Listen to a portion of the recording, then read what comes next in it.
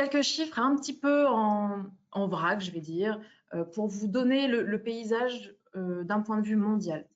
D'un point de vue répartition du cuivre sur la planète, on se rend compte que c'est très inégal. Vous voyez là dans le camembert que je vous présente, on a vraiment différents pays, c'est très varié, mais on va retrouver le Chili en tête de la production mondiale de cuivre avec 28% en 2021, c'est toujours dans ces ordres d'idées en 2023.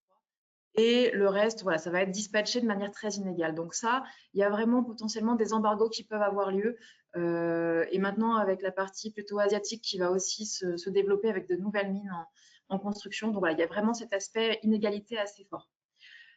Également un aspect autour de la concentration en cuivre dans les roches, hein. Le cuivre, on l'extrait des roches, évidemment, comme tous les minerais, comme toutes les matières premières.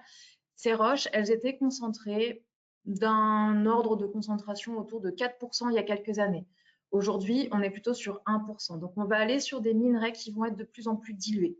Donc, évidemment, ça veut dire qu'on va devoir creuser sur des volumes beaucoup plus conséquents pour obtenir le tonnage de cuivre nécessaire et également faire appel à des techniques d'extraction qui sont aussi beaucoup plus coûteuses en termes d'énergie, en termes de progrès technologiques, parce qu'on est sur des minerais beaucoup plus dilués.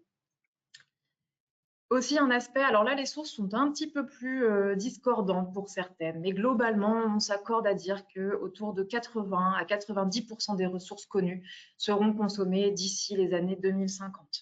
Ça, le 80-90, selon les sources que l'on peut trouver, ça peut être un petit peu variable, mais voilà, on est vraiment sur un matériau qui va être stratégique à l'horizon 2050.